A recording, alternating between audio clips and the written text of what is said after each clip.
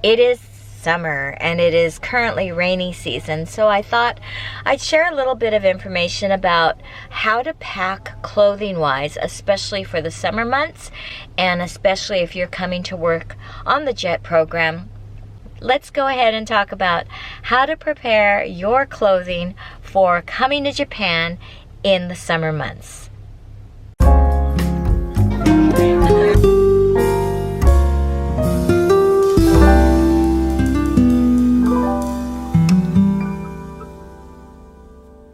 Of course, everybody's fashion preferences are different, but one thing you'll notice, especially when you first arrive in Japan, is it is very, very humid and hot during the summer months. And maybe, especially if you're coming from an area that is not humid, you'll have your nice clothes, you'll go into your apartment, hang it up, and after a few rainy, humid days, you might notice mold growing on your clothes, or you'll find that your clothes, they just don't keep well in the humidity. That's something I unfortunately discovered because some fabrics, of course, don't adapt well to humidity. So keep that in mind when you're bringing some of your dressy clothes, your party clothes, or even just your business suits. It goes the same for shoes. You'll find that you'll be doing a lot of walking in Japan. Some of you will be riding bicycles to and from work, and you want to make sure that you've got a good pair of shoes that fit and that also you can take on and off easily. One of the things you'll notice is a lot of times at your school, you'll have to take off your outdoor shoes and go into indoor shoes or slippers. My particular school, I'm kind of surprised because we don't have to change our shoes, but most schools will usually require that you take your shoes off, you put it in a shoe box, and then change into slippers or comfortable shoes. So it's kind of interesting because in a way it's nice because if you're wearing certain shoes and you don't want to be standing in them all day, when you change, you're wearing basically slippers or Crocs or sneakers, anything that's comfortable. Speaking of sneakers, especially for those of you that do athletic training or you want to go to the gym and work out, if your shoe size tends to be bigger, be sure to bring athletic shoes that you feel comfortable in. For those of you that are thinking about joining a gym in Japan, they ask you to bring a pair of gym shoes, not the sneakers or athletic shoes that you wear outside. So keep that in mind. It goes the same for your schools. If you come to school wearing your sneakers and you're going to go play basketball or do something in the gym, you need a separate pair of shoes to wear in the gym. Do people sometimes cheat? Yes, but you don't want that reputation as the foreigner that brings their dirty outdoor shoes and goes into the gym. For those of you that like to wear strappy shoes or shoes that lace up, shoes with a lot of buckles, shoes with a lot of ties, hiking boots, any kind of shoes that take more than 30 seconds to take on and off, you may want to bring a pair of loafers or mules, pumps, anything that's easy to slip in and out of. One of the things I would recommend bringing, which I think a lot of people don't think of when they're packing their wardrobe, is a very plain and conservative black suit or black dress. You will find at a lot of formal Japanese ceremonies and events, such as your school's graduation, possibly opening ceremonies, closing ceremonies, formal business meetings, everybody will be wearing black. Even to weddings, sometimes women will wear black dresses with pearls, and it's a color that I think most Western countries usually associate black clothing with funerals. That being said, it's always nice to have, well, it's not really nice, but I mean, it's always handy if you do have a black suit or a black formal outfit, just in case you have to go to a funeral. I wish I could say that I didn't have to go to any funerals when I was working on the JET program, but right, if one of the Japanese teachers or one of your administrators or somebody that you get close with has a death in the family and you do decide to attend the wake, it's nice to have something that you could wear that's appropriate. And even though if you're coming from another culture or you don't have one, it's not going to be frowned upon. It just shows, I think, a little bit more respect for the situation. Same with graduation. I think it's up to you. I made the mistake because I didn't realize that at Japanese graduations people wore black clothing, and I showed up on graduation day in a white suit with a purple scarf because my school's colors were purple and white, and I thought, oh, how cool this would be, not realizing that I stuck out like a sore thumb. And when I asked why no one told me that black was traditionally worn at graduations, my supervising teacher said she wanted me to wear what I would wear to an American graduation. Well, because I am of Japanese ancestry and look Japanese, the stares, especially the, oh my gosh, what is she wearing, looks that I got from parents who didn't realize I was from the US, it was a little bit intimidating. And so I decided I'm not going to make that mistake next year. Some of you may feel totally comfortable, you know, and they're not going to get angry, or most people are not going to get angry if you don't wear the same colors that the Japanese teachers will wear, but it's just perhaps to be respectful, or maybe just showing that you are acknowledging the cultural difference. It's totally up to you. But I do find that having at least one article of black clothing does come in handy.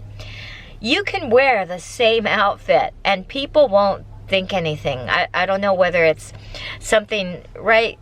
Sometimes we wear the same thing and you think, oh my gosh, I just wore that to a funeral. I can't wear that to graduation. Or, you know, oh, I wore this to my interview. I can't wear the same suit, but you can. And most of the time, people won't even realize. Now, a big question that always comes up at orientation in the JET program, or maybe even when you're having orientation at your new job, or you'll find that people are inclined to dress a little bit more conservatively. Now, having been here for the past 31 years, I've seen a lot of things changing, because I think at the time when I first came, everybody said, most Japanese teachers will probably refrain from wearing sleeveless clothes or tank tops or anything that is revealing too much skin. So some people will say it's because it's not professional to show a lot of skin. But what I was told, and I kind of agree with this reasoning, is that if you're a teacher and you're writing on the board, kids or students don't really want to look at your underarms. And I don't know, maybe it's just something that it makes you think, okay, yeah, maybe it's the same, right? When you're on the train and you've got a commute and you've got to hold on to the rail, you don't want your underarm in someone else's face. But I think things are changing now. I do see a lot more females, especially because of the heat, wearing sleeveless clothes. Things that I think you need to be careful of sometimes. And I don't think this is just for Japan. I think this is for anybody in the teaching profession. Is if you're up at the front of the classroom and say you're lifting up to write on the board or whatever, or you're doing a lot of walking around, things like too low of hip huggers or revealing clothes, it's just probably not professionally acceptable.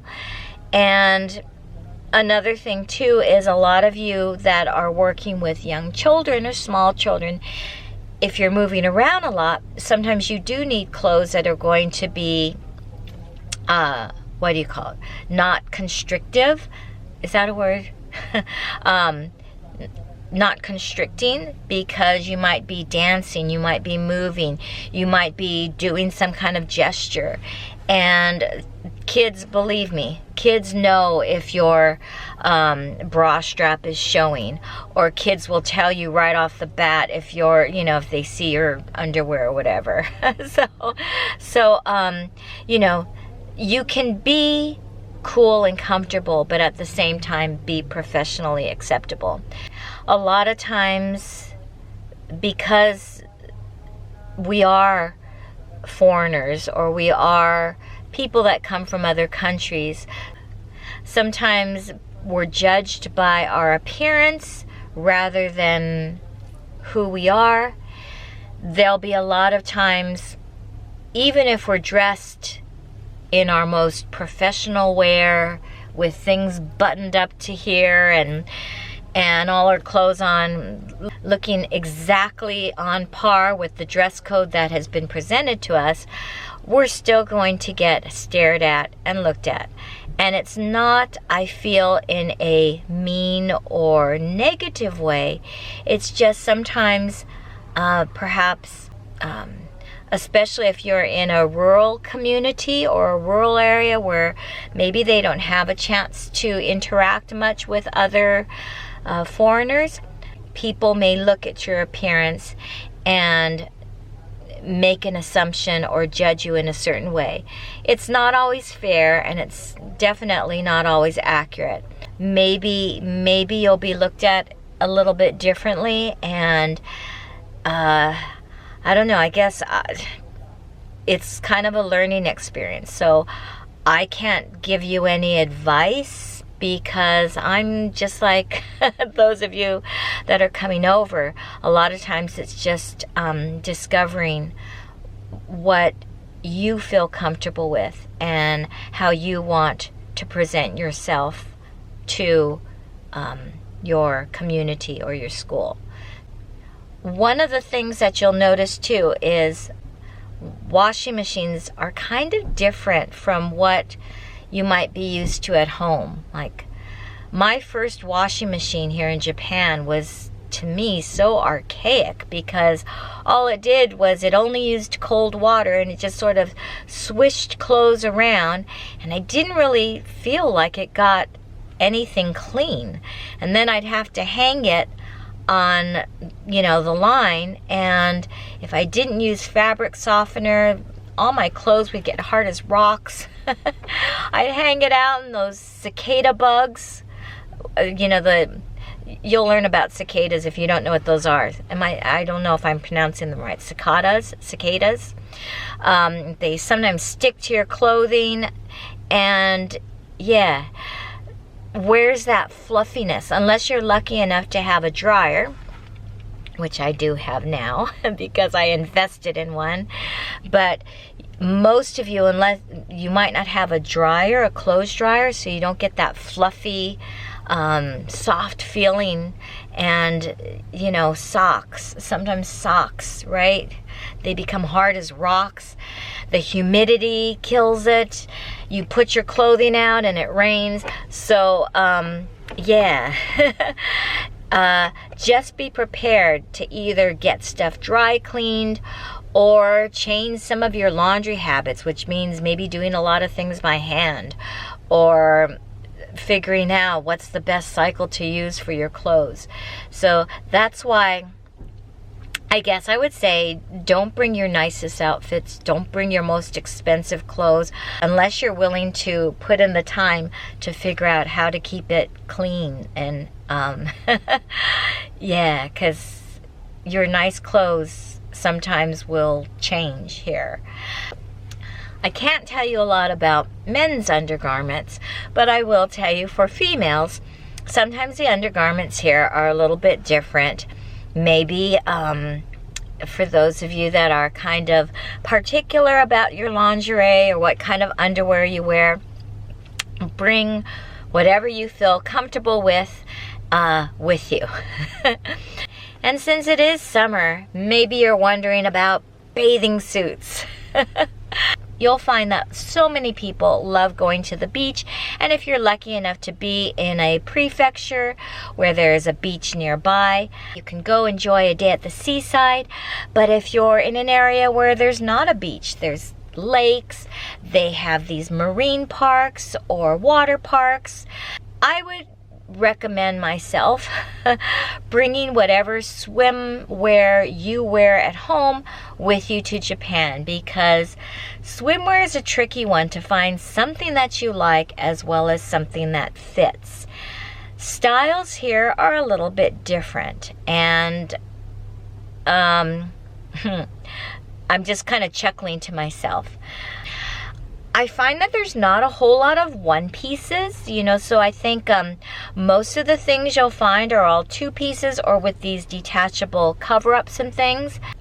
If you are going to a swimming pool, or if you have a pool at your school, like most elementary schools and junior highs and high schools have, you'll find that most of the female teachers wear kind of athletic type swimsuits, or they wear these athletic type swimsuits with kind of biker shorts.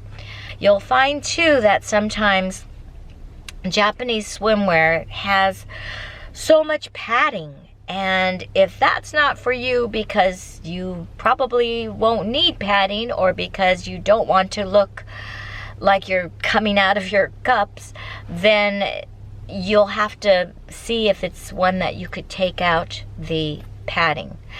I guess that's the same for bras too. You'll find that a lot of Japanese bras have padding, and just sometimes too much padding.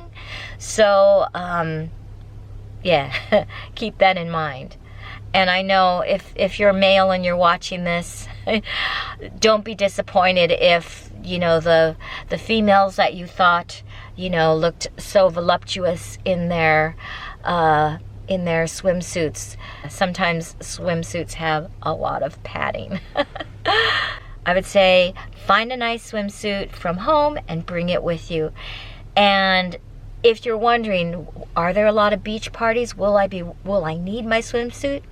I would say yes. You'll find if you get the opportunity, Japanese beaches are quite nice, and if you're going to an outdoor onsen or outdoor hot spring, it's nice to have your swimsuit with you. And yeah, so I would say if you're going to invest in anything, invest in a swimsuit. So that's just going over clothing and stuff in a nutshell.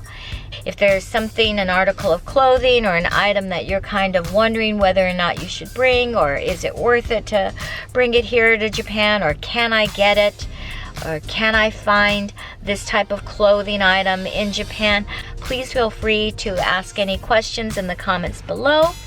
I will continue to try and give whatever advice I can to help make your stay or your visit here to Japan a little bit more pleasant and comfortable. So if you found this video helpful, or if you're interested in further things that I can share with you about living, visiting, or working in Japan, please consider subscribing. Once again, I really appreciate your support. I will see you in the next video. So thanks again, and we'll see you all soon. Take care. Bye-bye.